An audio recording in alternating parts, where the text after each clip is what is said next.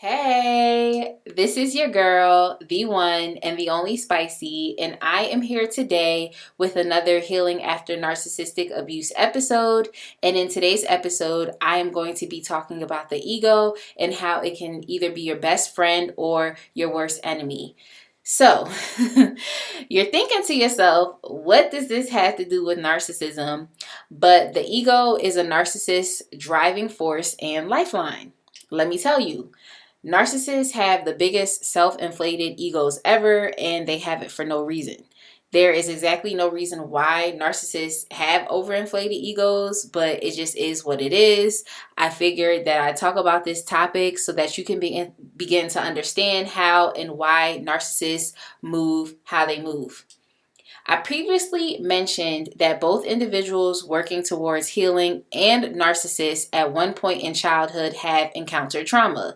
While the trauma and abuse was happening during this pivotal stage in our lives, we had to both define ourselves through and wrap our heads around what this abuse is and why it was happening specifically to us. While you have chosen to heal, to do better, and give yourself the love you may not have received, the narcissistic person decided that they would live life on a primal 2D dog eat dog world. I do what I want, and it's all about what my wants and needs are mentality.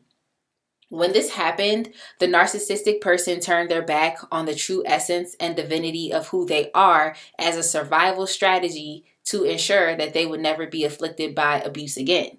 They became abusers themselves, which is why you might hear that hurt people tend to hurt people, because it is a very true statement. Narcissists tend to build up in their minds false ideas and identities that are not in alignment with who they actually are.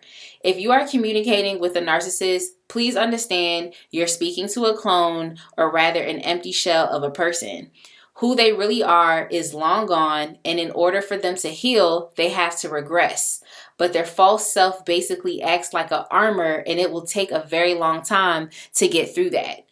There are so many layers of lies and falsehoods, and a narcissist is so defensive that the job of reforming a narcissist can only be completed by a higher power, which is why you might hear psychologists or psychotherapists say that they don't tend to treat people with narcissistic personality disorders, and that also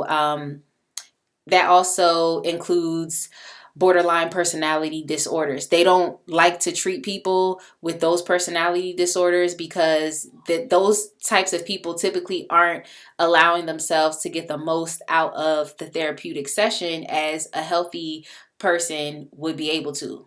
So there's just so many lies and just so many falsehoods. Like, a narcissist literally would need God to be able to get that spirit up out of their energy and to be able to move forward and do something better with their life. A narcissistic person can't even bring themselves to get therapy. So you don't waste your time trying to give therapy to them.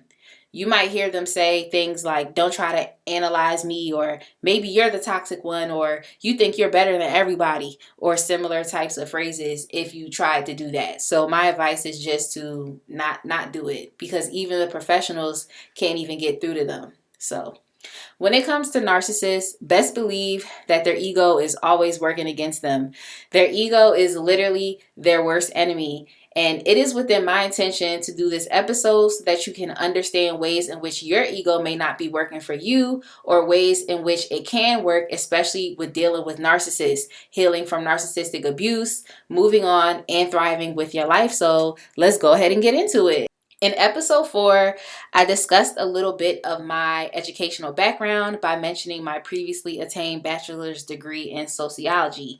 Back when I was going to Temple University, I remember taking a class called the Sociology of Self, which was a required course within my degree program.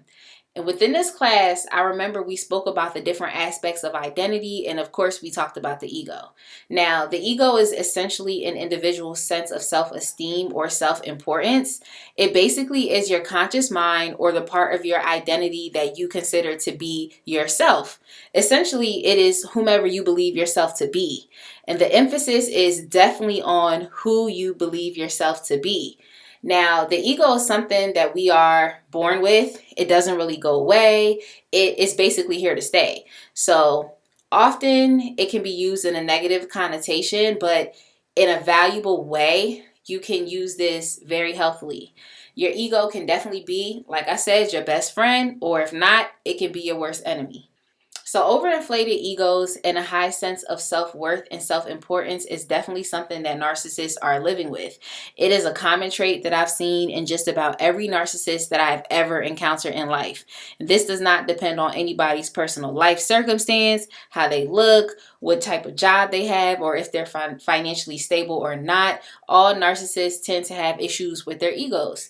They typically live life through that as opposed to living life through unconditional love of self and, of course, love for others. Now, unconditional love for others is definitely very challenging to exercise on a daily basis. It really is. And I will address that in another episode where I will speak about narcissistic parents. And an interesting observation when you really begin to examine and reflect on these narcissistic individuals that may be around you is that you start to realize that they have nothing upstairs and nothing in their heart. So I might be a little extra or dramatic, but what I'm basically trying to say is that there's no love in their heart and moral center or integrity to stand on. When I'm proud about something that I'm doing, it is because I know I put in the time, the energy, the effort, the willpower, the strength, the motivation, and the endurance to follow through. I'm utilizing my ego, characteristics about myself that have helped me to continue, moving and pushing forward. Narcissists, on the other hand, have absolutely nothing to be proud of because they have qualities and character traits that are very unhealthy to exhibit, not only to themselves, but also to other people. When you first meet a narcissist, you might think that they are so charismatic and how they present themselves, but all in all, they're just being fake and they're doing this to make you feel some type of way. So essentially, they're just scamming you. They're scamming your feelings and they're scamming your emotions. They love to finesse people and circumstances to work in their favor.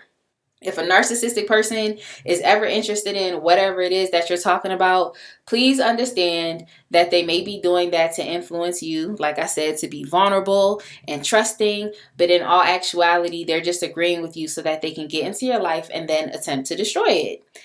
Now, narcissists have very unhealthy egos, so they typically live in a fear-based, defensive, or scarcity mindset.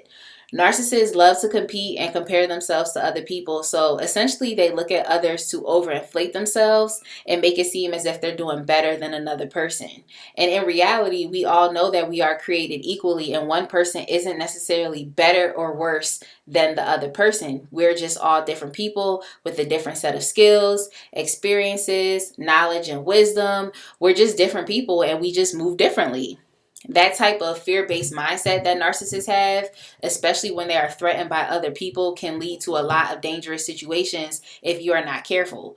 Narcissists love to hate on anything that anybody is doing, especially when they're doing something better, more successful, or if that person is further along in life than the narcissist is. Even when someone is literally just doing something out of the kindness of their heart, being good, righteous, caring, and empathetic. Narcissists love to hate. They love to hate on other people because they base their self-worth and self-esteem on other people. When you have self-esteem, self-worth, and self-love, you're not going to waste your time trying to compare yourself to other people. Because at the end of the day, all that is going to do is to cut down on any of the work that you've done to build up yourself to who you are now. A lot of us have dealt with growing up in narcissistic households, having narcissistic friends and exes, and it's so disheartening to know that the people you hold close to your heart are literally hating on you, competing, and jealous of you. All of this is literally because of their ego, which prevents them rather from living with a love-based mindset. When I say that your ego can either be your best friend or your worst enemy, I'm saying that from a place of experience. I'm saying that because I have also had to check my ego. As I've grown up and went through certain experiences in life and have understood humility, I've completely got a better grip and handle on mastering better control over my ego, learning when to let it out and when it needs to be put away. And from my own personal experience, I can tell you that your ego can help you get out of a lot of dangerous situations in which your heart might be telling you that you need to remain and stay in. Your heart still may be tethered to a potentially toxic situation, and your ego will wake you up and tell you when it's time to go. That's why I love my ego, because whenever I'm feeling down or stuck, my ego will come into play and tell me like, girl, you are so smart, beautiful, intelligent, talented, artistic, creative, so skilled, humble, caring, strong. My ego will literally help me remember different aspects of my personality traits to help motivate myself, to help motivate me, to bring me up out of a situation that isn't healthy for me. From that same past experience, I can tell you that my ego has also been my worst enemy. If you allow yourself to live solely through your ego, then certain things can happen. You may begin to compare yourself to and compete with other people, feel like you have to be the end all be all, have the last word in the arguments, those sorts of things. An unhealthy ego doesn't only affect your own relationship to yourself, but it can also set you up to sabotage relationships with others. An unhealthy ego affects authenticity. It will chip away at who you really are, thus making it very difficult for you to live through who you really are and then who you really, really are, which is your higher self. If you allow your ego to influence you to not be open, vulnerable, and flexible, then your growth is going to be severely stunted at the end of the day. All you're going to have is this big, super inflated ego, no real connections with others, no growth, no progression, or anything actually stable within your own personality to stand on. The interesting thing that I've noticed about narcissists is that no matter what it is that you're talking about or the subject matter that comes up, I realize that all narcissists really act as if they know everything and they know what they're talking about. And what did Erica say? She said, the man that knows something knows that he knows nothing at all. And she was speaking facts, because there's so much knowledge to gain and information out here in the world that it's not actually possible for us to all know everything. And this is why it's important to be able to talk to other people and understand their perspective and experiences, because we all are skilled in different ways and we all know different things. Narcissists act like their way of being is the right way, that they live their lives so much better than other people. And I just do not believe that to be true. I don't believe it to be true at all. Narcissists tend to be very unstable. They deal with homelessness, addictions, and they have really poor interpersonal relationships. Do not waste too much time trying to understand that fact. Narcissists shun any logical and rational reasoning. They do not care about how common sense led you to a certain conclusion. Therefore, they render it dumb or invalid. You can see it in their face. You can hear it in their responses and rebuttals. The fact that they are so quick to be confrontational and argumentative, difficult to compromise with and to understand. Don't even waste your time trying to persuade them to understand where you're coming from. You shouldn't even have to persuade someone about your opinion. An intelligent person knows that they can either take your opinion or leave it, but there's a certain way in which you can be respectful about listening to other people's opinions. The fact of the matter is that a narcissist's ego will not allow them to do that. It's too overinflated and prideful, and they think their way is the only way, and it's not. And that's the problem with narcissists. That's why I find it best to just go away from these people, to not even deal with them, convert or persuade them to see the light or the other side of the tunnel. They actually don't believe that they are in a tunnel. And actually, they're more quick to think that you're in a tunnel or that you are lost, even if you are actively on assignment. The best thing to do with these types of people that exhibit these personality traits is to get them out of your life. Please, please, please, please do not allow these highly egotistical and self-inflated people to tell you how to live your life, to try to define who you are, where you're going, what you can do, and what you can't do. So as you move forward, I highly suggest that you also learn how to check your ego at the door, to understand when it doesn't serve your highest purpose, but then to also understand that sometimes it's best to bring it out. You may have to just stand up to somebody, or you might have to just leave a situation that is not within your highest good or purpose, even when the love in your heart might be telling you to stay.